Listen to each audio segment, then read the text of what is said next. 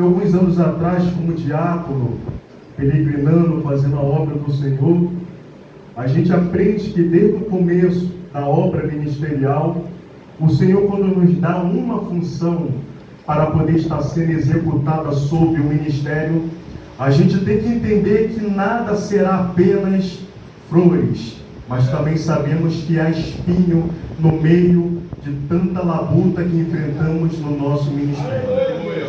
E no livro de Efésios reflete uma verdade que o apóstolo Paulo, induzindo pelo Espírito Santo, nos apresentou nesta carta.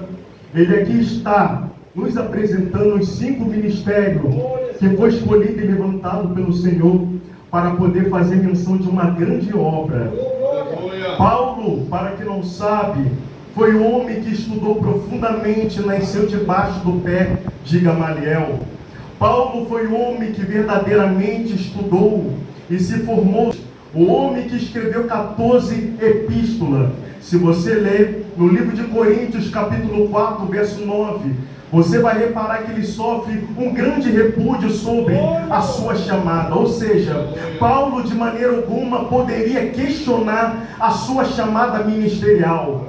Paulo de maneira alguma, ele poderia, aleluia, se queixar por aquele afronta que ele estava passando sobre a tua vida. Por quê?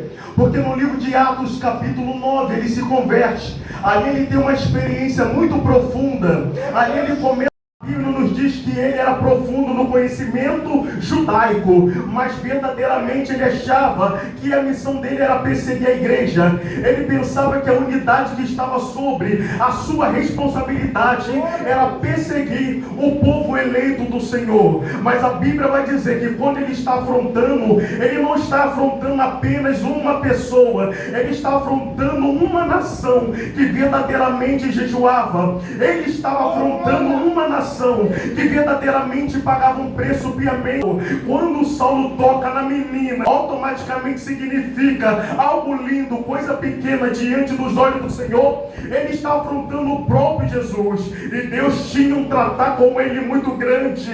A Bíblia vai dizer: Saulo, por quanto verdadeiramente tu vai perseguir a minha igreja. Deus estava todo o tempo dando uma palavra de ordem para ele pudesse se converter. Deus estava dando uma palavra de visão para que ele pudesse se levantar do pó e das cinzas. Ele poderia ter uma visão, mas a sua visão, segundo a Bíblia, era uma visão morta, era uma visão gelada, era uma visão que não carregava e nem alimentava. E quando ele passou a se converter, quando ele passa a ser um apóstolo do Senhor, a Bíblia vai dizer que ele passa a ser perseguido, e ele não poderia questionar. Mas segundo a Bíblia, André foi chamado primeiro. Mas quem teve uma oportunidade, quem teve uma relevância no ministério foi Pedro. Por quê?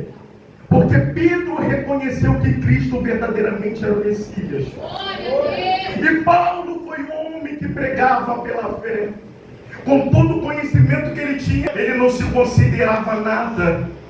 O dia que alguém pensar que alguma coisa na casa do Senhor, Deus verdadeiramente vai abater. Porque Deus, ele dá forças humildes, mas Deus, ele não suporta o soberbo. E a igreja é uma unidade central. É por isso que quando Deus chamou Pedro, Deus falou: Pedro, sob esta pedra edificará a minha igreja, e as portas do inferno não prevalecerão contra ela. Ser fruto do pecado não significa viver no pecado. Aí a gente vê tanta coisa na internet. Pessoas dizendo que Deus é amor, principalmente os homossexuais, porque eles não querem reconhecer a verdade que liberta.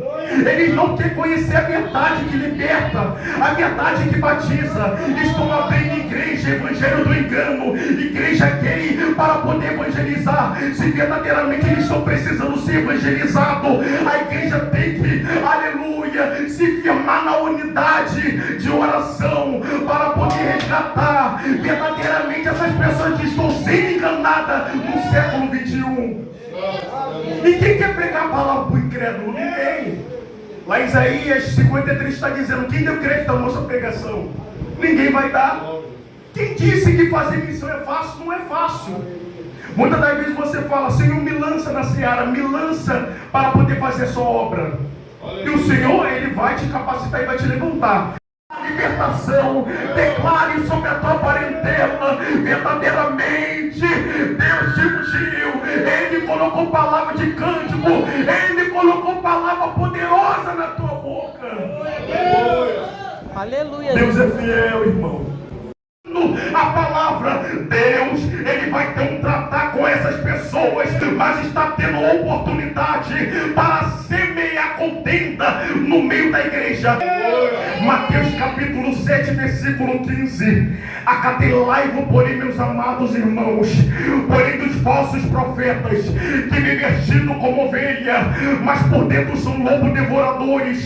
Apocalipse 22, 15. Ficaram de fora os cães, os feiticeiros, os homicidas, os idólatras e qualquer que ama e comete mentira. E o diabo está se levantando. Sem levante não há vitória, sem luta não tem vitória. É necessário passar pelo espinho para que verdadeiramente a gente vier gozar a alegria do Senhor na nossa vida.